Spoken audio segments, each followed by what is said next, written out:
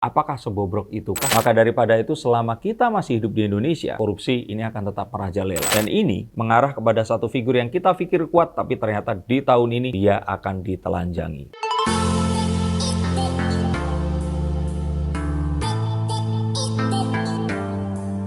Halo Sensikers, kembali berjumpa bersama saya Denny Darko. Tidak ada yang namanya misteri, yang ada adalah tanda-tanda yang kita semua coba untuk mengerti. 2022 baru saja dibuka, tapi dua kepala daerah sudah tertangkap tangan dan diduga melakukan korupsi. Dan penyelidikan ini sedang dilaksanakan. Ini menunjukkan satu, keseriusan pemerintah, tapi juga apakah sebobrok itukah di mana hari masih berjalan 2 minggu, tapi tangkap tangan sudah terjadi. Kita akan lihat ini akan sampai di mana dan apakah akan ada kepala daerah lain akan tertangkap ataukah memang korupsi ini tidak akan pernah mungkin hilang dari bumi pertiwi. Kalau kita lihat menggunakan kartu, saya rasakan di sini bahwa ini semua tergantung dari ketegasan Presiden Jokowi, pimpinan negara kita. Dan kalau kita lihat dari keseriusan ini, kayaknya memang akan banyak lagi kepala daerah yang terindikasi dan sebenarnya saat ini sudah mulai diawasi dan sepertinya berpotensi untuk ditangkap. Saya lihat ini bahkan hingga mencapai mendekati 2 digit dan harus hati-hati. Kalau ternyata apapun yang dilakukan ini masih terindikasi dan melakukan korupsi, mendingan di stop sekarang dan segera dikembalikan atau mungkin mengaku lebih awal, itu akan lebih baik. Kita lihat lagi apa yang sebenarnya terjadi.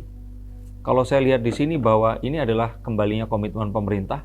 Dan walaupun memang kemarin secara pandemi ini tadi mungkin kesibukan pemerintah ini mengarah kepada pemulihan karena COVID-19 dan perekonomian yang kemarin juga diluluhlantakan, saya pikir ini adalah sebuah upaya untuk mengembalikan kepercayaan masyarakat dan menunjukkan apa yang menjadi janji dari pemerintah sendiri, yaitu menciptakan pemerintahan yang lebih baik. Dan KPK yang konon kabarnya di sini sudah tidak mandiri, ingin ditunjukkan kalau ternyata memang KPK masih menjalani apa yang menjadi misi dari badan ini dibentuk pada awalnya. Kita coba lihat lagi kartu saya menunjukkan apa. Saya pikir ini juga dilihat dari komitmen yang lain, yaitu perang terhadap narkoba. Kita ketahui banyak sekali para public figure yang sudah ditahan dan diduga menggunakan narkoba atau zat psikotropika. Dan ini masih akan terus berlangsung hingga pertengahan tahun dan akhir tahun 2022 ini. Maka harapannya di sini yang menggunakan segeralah berhenti, dan memang saat ini pemerintah mengadakan perang besar-besaran terhadap korupsi dan obat-obatan terlarang itu sendiri. Apakah korupsi ini akan terus merajalela? Kalau saya pikir di sini korupsi ini adalah sesuatu yang sudah mendarah daging. Nah, mendarah daging itu seperti apa? Bukan artinya ini sudah 32 tahun dan sebagainya, tapi saya yakin korupsi ini tidak akan pernah hilang dari bumi pertiwi, dari Indonesia ini.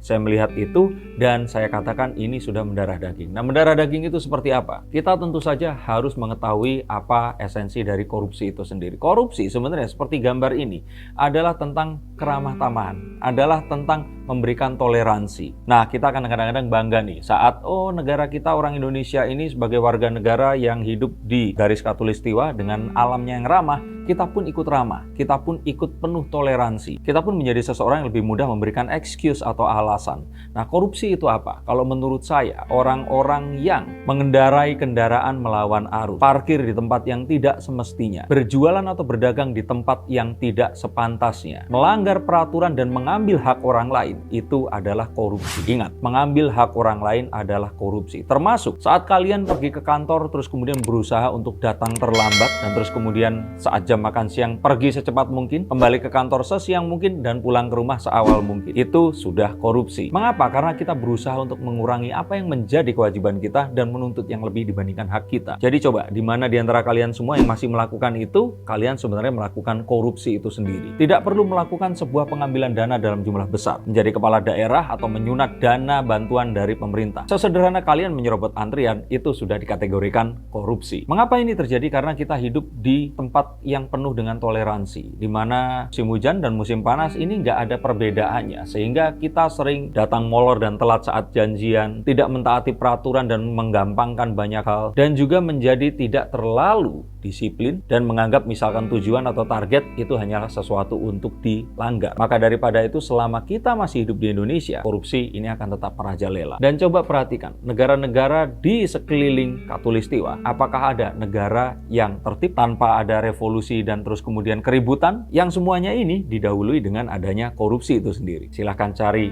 di bola dunia dan kalian pasti tidak akan menemukannya. Dan ada satu hal yang saya pikir sih ini salah kaprah. Orang melihat saat seseorang ini ditangkap korupsi, seakan-akan dia mencari keuntungan untuk dirinya sendiri. Yang pada kenyataannya, seseorang yang korupsi dalam politik itu tidak akan seorang diri. Dia ini pasti mewakili sebuah kelompok. Dia ini setor juga ke seseorang yang lainnya. Dan kadang seseorang bisa sampai di satu titik adalah karena biaya yang dikeluarkan ini untuk menjadikan dia harus dikembalikan saat orang ini tadi sudah di dalam posisi yang dia inginkan. Maka daripada itu rasanya akan tetap korupsi itu ada jika kita tidak mencermati korupsi sebagai sebuah tindakan berjamaah yang bahkan mungkin sudah memiliki sistem tersendiri.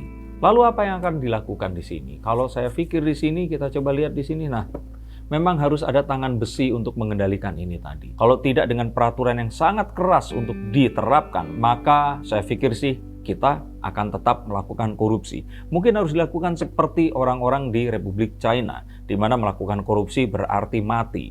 Atau orang-orang di Jepang, yang kalau ternyata mereka melakukan sebuah kejahatan yang berdampak sosial secara meluas, maka generasi di bawahnya ini akan dikucilkan. Nah, mengapa mereka akhirnya memilih bunuh diri? Adalah agar anak cucunya tidak dikucilkan dan mendapatkan kesempatan berikutnya jika mereka tertangkap melakukan korupsi. Apakah itu harus dilakukan di bumi pertiwi ini?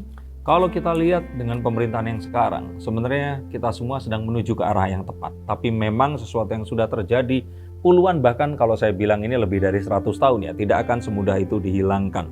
Maka daripada itu, yuk kita mulai dari diri kita dan orang-orang terdekat kita untuk tidak melakukan korupsi dengan mentaati peraturan dan tidak mengambil hak selebih daripada apa yang diberikan kepada kita. Dan kira-kira nanti akan seperti apa? Saya pikir sih selain penangkapan kepala daerah, akan ada juga seseorang yang mulai kemarin itu hilang arahnya, ini akan menjadi terang benderang tertangkap. Satu praktik pencucian uang ini akan terkuak. Dan saya lihat korupsi yang dilakukan selama ini akan mulai diselidiki. Dan ini mengarah kepada satu figur yang kita pikir kuat, tapi ternyata di tahun ini dia akan ditelanjangi. Kita akan lihat siapakah dia di tengah tahun ini nanti. Dan yang terakhir yang ingin disampaikan di sini adalah bagaimana ini semua harus menjadi sebuah tindakan nyata. Harus diberikan sebuah gerakan yang memang menginisiasi di berantasnya korupsi. Dan ini harus dimulai dengan penegakan peraturan yang benar-benar harus tanpa pandang bulu, mulai dari yang di bawah sampai yang di atas. Dan ingat bahwa korupsi tidak melulu permasalahan uang atau kedudukan, tapi permasalahan kita mentaati peraturan yang ada dan berusaha untuk tertib dalam sebuah order dalam bernegara dan berkehidupan sosial di antara masyarakat di Indonesia ini. Yang bisa saya bacakan, terima kasih atas atensinya. Mungkin ini bukan sesuatu yang menarik untuk dibahas, tapi ini adalah sesuatu yang harus kita lakukan agar kita bisa menjadi bangsa yang lebih besar, lebih baik, dan lebih maju daripada sebelumnya. Terima kasih, sampai jumpa, dan salam.